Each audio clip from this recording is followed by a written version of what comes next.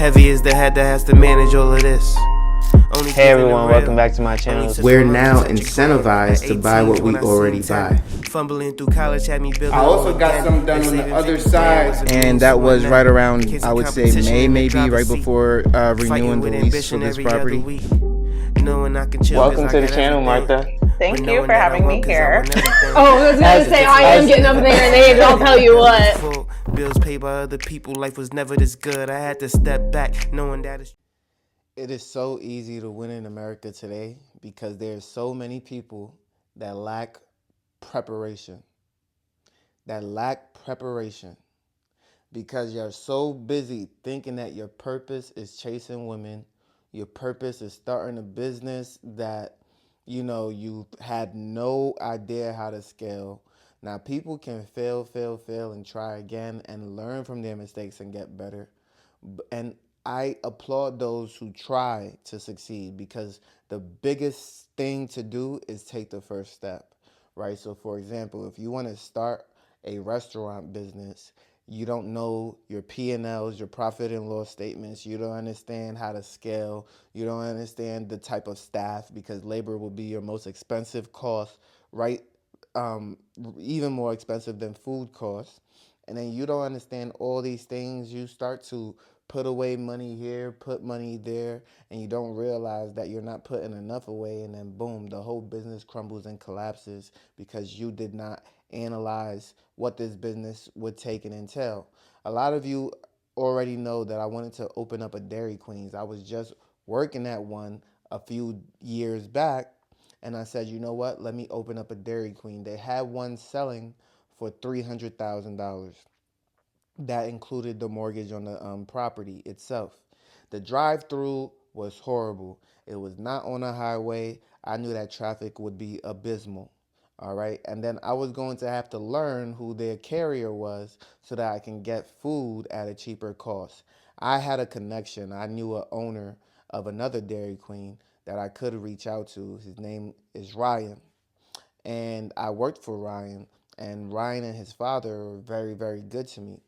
So I knew that if I were to open a Dairy Queen in a different part of the city, that they would be able to support and help me. And even if I didn't have the best contact here, I'd be able to find a better contact there for the delivery, for the food, for the services, and be in operation and be in business. Here's the issue. The Dairy Queen was making about $50,000 to $60,000 a year. As a general manager, you're gonna make $50,000 to $60,000 a year. So why take on the cost of a $300,000 mortgage or $300,000 in expenses when you can make the same amount without the expense, right? So I had to justify that they only had one employee and they were only open 6 days a week. So that means there's one day that they're not open. There's one day that they could be making a profit and they're not making any money. All right, I took all of that into account. However, there just wasn't enough juice in that lemon for me to squeeze. And so I said, you know what, it's best that I not partake in this endeavor. Now, I can understand if the building was going for $60,000 or $100,000 because, the driveway needed so much work. I would have had to expand that driveway by 3x to allow for more cars to come through. I wouldn't have even been able to drive my big Ioniq 5 through that driveway. It was so rusty. It was so dirty. You had like sticks along the path to kind of guide the car. It was horrible.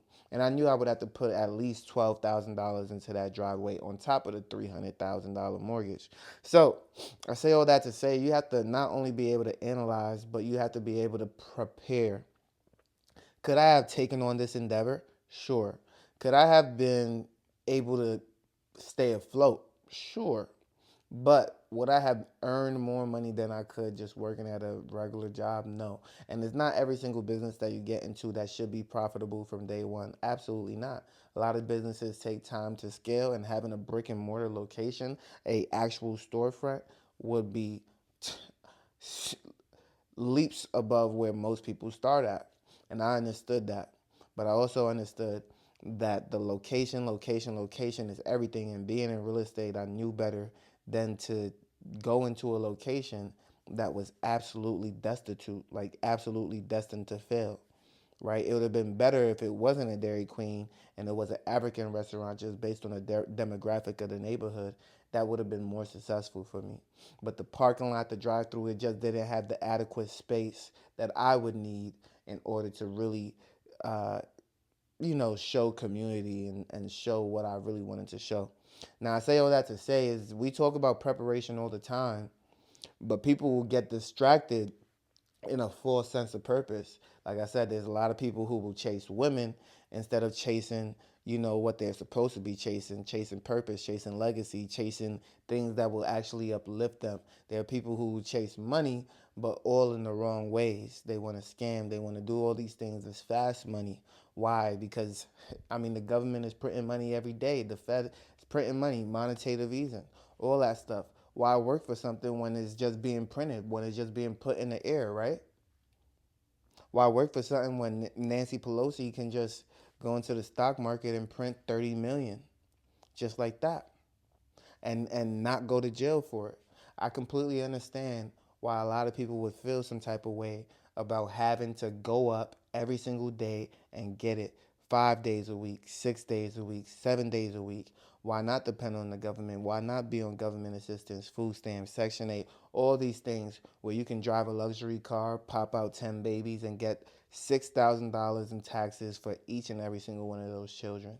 That's a $60,000 salary without having to do a damn thing. Why not? Completely understand the thought process of doing that. Not only do you get to raise your souls, but you get to not spend as much time in a work environment, and you get to actually have a life outside of a job. Maybe you go into work 3 days a week just so that you can maintain a status quo or benefit. But is that purposeful? Is that purposeful driven? Are you elevating yourself? Are you elevating your mindset so that you can achieve something that had not been achieved in past generations? Are you doing something different for your offspring to emulate and look up to? Are you breaking a new barrier in order for other people to follow and get ahead in life? Today people were telling me how they're motivated not only by their family, but they're humbled by their family. I said, I'm motivated by no one, but I'm definitely humbled by the family that I have. And because I have to be self-motivated in everything that I do, trying to achieve greater heights, looking for greater opportunities, looking to elevate myself each and every single way that I can, because I know that if I put in the hard work now, if I sacrifice now, everything is always going to be greater long term. I understand that $1,000 today will be abysmal to anything that I can accomplish 10 years from now. I understand that because I put $10,000 in the stock market every single year, because I put whatever amount of money that I need in order to grow my portfolio, grow my net worth, grow my lifestyle, I understand that I'm simply pushing the bar higher for me to get ahead. With that being said, preparation is everything, because success does not happen without preparation. You cannot just stumble upon success. You have to prepare for it. You understand? In 2008, those who were with cash in hand, those who were ready to buy real estate, those who were ready to succeed in that market, that was going to be successful for them. Those who were ready to put cash into the stock market, those who were ready to invest in Facebook, Meta, Netflix, whatever, Google, Amazon, those are the people who are going to succeed because they were prepared. They took the steps in order to be able to succeed in those markets. Those who were ready during the pandemic, who were ready to invest because they were working hard, saving money, like myself. I was working hard and saving money. I didn't spend everything and have fun just because I could. I was going out, I was partying, I was clubbing, but I would not spend more than $40 every weekend. I would not spend more than $40 every weekend. I stayed off of all these online websites that would just have you spending. Look, I'm about to go on vacation, guys. I just cleared my credit card. I had about $2,300 on it. for the month, right? $2,300 on it for the month. Just clear my credit card, go on vacation in about 3 weeks.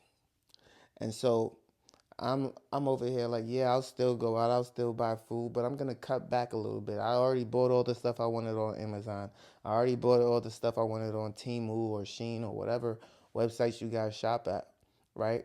And so now all I have to do is sit back, allow my money to accumulate and come to me, and invest more. Invest more. I just started investing in a whole nother, you know, source, and I'm going to talk about that in a future video, so I'm not going to bring it up now. But with all the investment vehicles that I already have, like imagine me saying, you know what, let me cut that paycheck down even more so that I can invest elsewhere. So that I can have just another stream so I can look up and be like, oh yeah, I forgot I had money parked over there. That is a beautiful thing. I love when I forget where money is parked because I just know it's just going to keep doing what it's supposed to do. So again, preparing for what's to come. Like I want to wake up one day and be like, oh yeah, let me go ahead and buy that $500,000 house with this money that was prepared over here that I might have forgot about. Like that is amazing to me. That's a blessing to me to be able to do something like that. So if you like this video, make sure you leave a like, comment, and subscribe. Do not lose focus. Start to prepare yourself. And again, you know I post on YouTube, Rumble, and Spotify for podcasters, and I can't wait to see you on the next one.